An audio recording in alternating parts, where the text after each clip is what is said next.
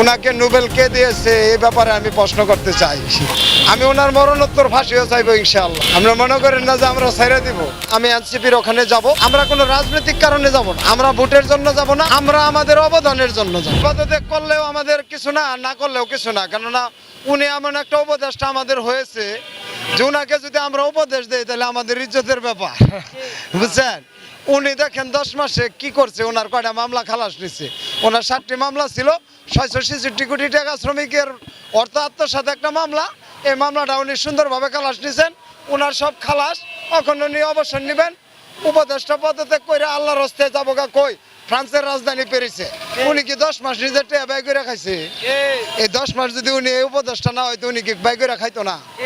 উনি একজন শিল্পপতি, রাষ্ট্রীয় কোনো সুবিধা ছাড়ছে? আমি রিক্সাওয়ালা ঘর ভাড়া দিয়ে থাকতে পারি না, মেট্রোর নিচে ঘুমাইতেছি, এই কথা কি উনি দেখবে? এগুলো আমাদেরকে কিস্তি দিয়ে একটা ব্যবস্থা করে দিচ্ছে যে ওনারা ব্যাংকের ঋণ নিচ্ছে 50 বছরে দিব, আমাকে কিস্তি দিছে সপ্তাহে 7 দিন পরে পরে দিব। আমি যদি মরে যাই আমার লাশ ডাইকা যাই ওকে কিস্তি দিন লাগবো, আর ওরা যদি ব্যাংক ঋণ নিয়ে মরে যায় তাহলে ওর পোলারা সুবিধা বুঝিয়া দিব। এই যে সিস্টেম তৈরি করার পরে উনি গোটা বিশ্বের শান্তি আইনে আমাদের যে অশান্তিতে ফেলছে, এই অশান্তির কথাকে আপনারা দেশবাসীর কাছে তুলে ধরবেন। ওনাকে নোবেল কে দিয়েছে এই ব্যাপারে আমি প্রশ্ন করতে চাই। দেশের মানুষের অবস্থান না বুঝে একজনকে স্টার বানানো, এ ধরনের নোবেল দিয়ে একটি জাতিকে বিতর্কিত করা হয়েছে। আমাদেরকে একটি দেশের ভূখণ্ড থেকে বাদ দেওয়া হয়েছে। একটি স্বাধীন দেশে কোন স্বাধীনতার স্বাদে আমাদের ভোগ করতে দেওয়া হয়নি এই সব নোবেল বিজয়ীদের জন্য। আজকে আমি ওনারে একলা বলবো, ওই ফজলে হাসান আবেদ আছে, উনি কিছুদিন আগে মারা গেছে। আমি ওনার মরণোত্তর ফাঁসিও চাইবো ইনশাআল্লাহ। আমরা মনে করেন না যে আমরা ছেড়ে দিব, কারণ এই ব্রেক প্রতিষ্ঠা কইরা এই ক্ষুদ্র জামিন দরিদ্র জনগোষ্ঠীকে ক্ষুদ্র ঋণের আওতায় আইনের নাম করিয়া ওনারা তো লাখ লাখ কোটি টাকা মাইরা বইছে, দেখছিনি অবস্থা। ওনাদের প্রতিষ্ঠানের কোনো অভাব নাই। দেশের নামি দামি মেডিকেল, নামি দামি কলেজ, ইউনিভার্সিটি, হাসপাতাল, ব্যাংক, গাড়ি, বিজনেস সব কিছু ওনাদের। কিন্তু আমি যে ব্রেকের একজন সদস্য, আমার কি অবস্থা জানে?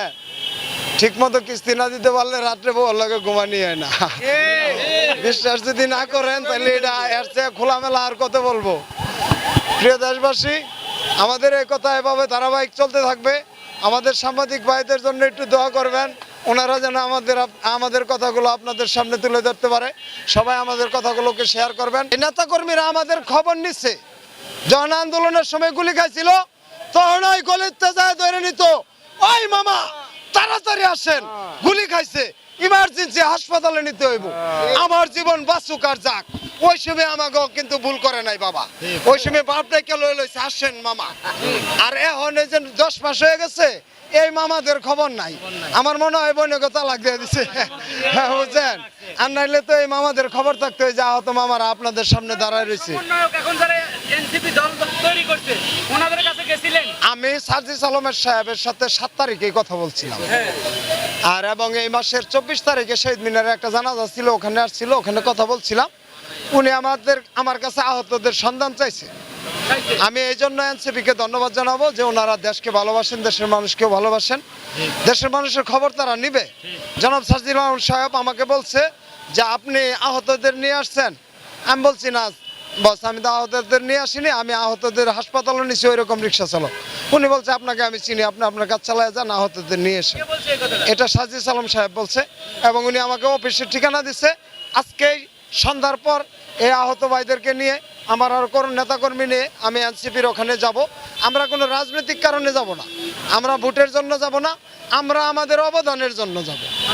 এখানে যারা দেখছেন আমার এই চালকগুলো সবাই জুলাইয়ের যোদ্ধা, সবাই চলমান ছিল, রাস্তায় এরা ভূমিকা ছিল।